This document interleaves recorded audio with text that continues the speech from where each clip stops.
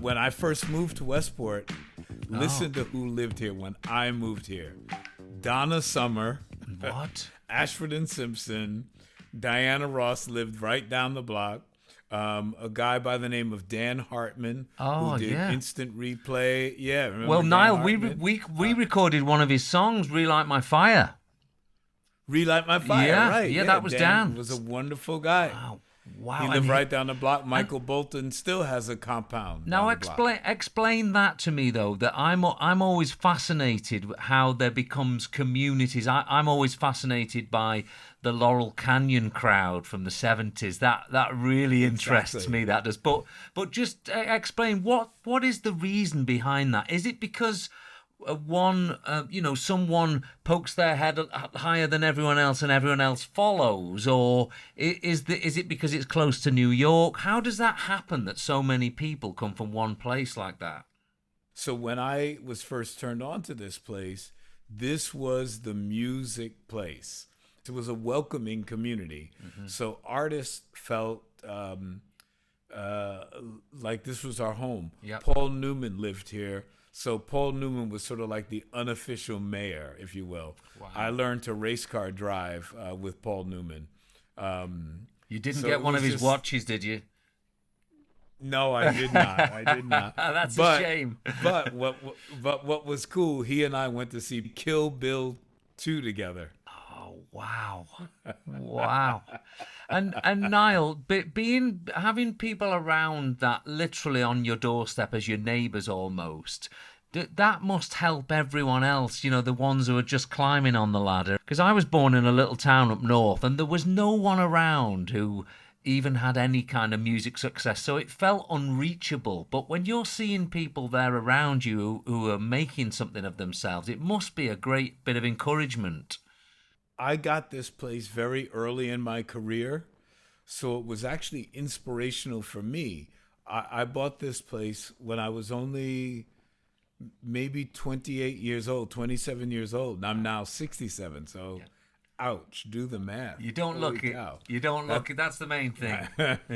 Because we're talking to you, it's completely okay for you to drop enormous names because pretty much you've worked with so it's not a bad thing. Usually I'd say it's a bad thing to be dropping names in interviews, but for you've pretty much worked with every huge artist in the world. Was there anyone who escaped working in your studio that you wish you'd have worked with? Because your list is unbelievable. I mean, probably one of the best lists of any producer. But is there anyone who escaped I'm really you? Proud. Thank you. The one that got away was Miles Davis. I met Miles Davis, believe it or not, on a fashion shoot for the Japanese designer Issey Miyake. And so Miles and I became really close. Now, this was right after Good Times had broken. And Miles was enthralled with the song Good Times. Yeah. And he used to say to me every time we hung out, because we would go out and party and just have some drinks and talk. And I would always try and talk to him about, what it must have been like to be around, modern jazz and all that sort of stuff.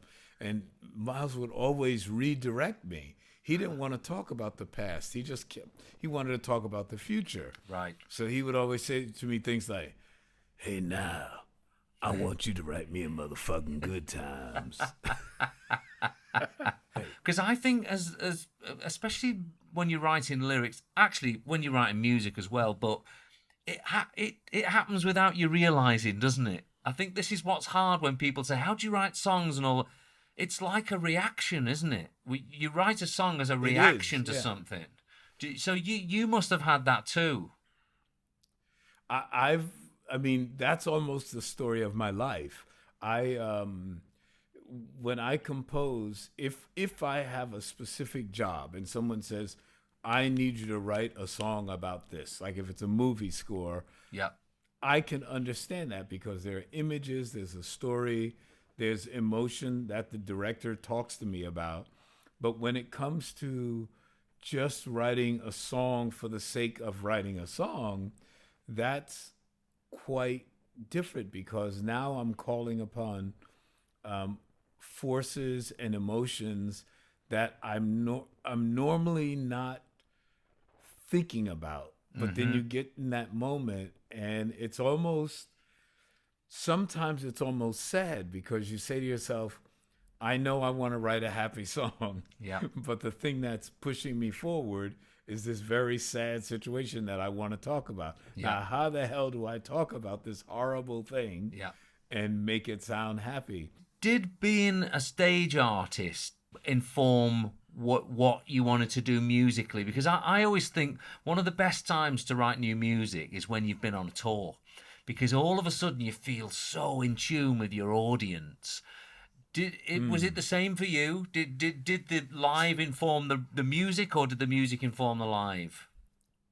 So it's interesting that you have that type of insight, because back in the day, that's what all musicians did. We would try out our new stuff on the audience. People, it's so hard for me to explain this to people, but people back in the day went to see artists, even if they were really famous, to hear new music. Right. And then the hits were the icing on the cake. Whereas now, I mean, let's say we go to a U2 concert, who I adore. They're great friends of mine. But when they play new music, everybody's talking and going to the concession stands and all that stuff. And then when they play In the Name of Love, the place goes bananas. Crazy. Yeah. So back in the old days, you would play the new music and the crowd would be riveted. They were like, oh, wow. They were trying to figure out where you were going. They were really involved in your life, and it was such a different vibe. So when we first started out, man, I'll never forget this. The first time I saw the Jackson 5, we were their opening act, and they played Dancing Machine at rehearsal. And we just lost it. We were like, whoa, what is that? It was the most amazing thing we had ever seen. And they were trying to get it together. And Bernard and I were just like, like I'd never seen anything or heard anything as cool as Dancing Machine. I long for those days. Maybe you're inspiring me. Maybe I will write a song about missing those days when I could play something that nobody knew and they liked it as much as the song that they already loved. I know, it's tricky. It is tricky. I'm the same. I'm really careful when we do shows to not do too many songs off the new record. Because, like you say, it's a tricky one. It is a tricky one. Because you almost go, "Hey everyone, here comes a song from the new album." You can almost hear the that groan. You don't know. It's like, oh, here we go. Time for the toilet. Here we go. That's great. Thank you so much for your time. All right, brother. So great to see you, and we'll definitely hook up when we get please. Somewhere close. That would be great. Pleasure. That would be great.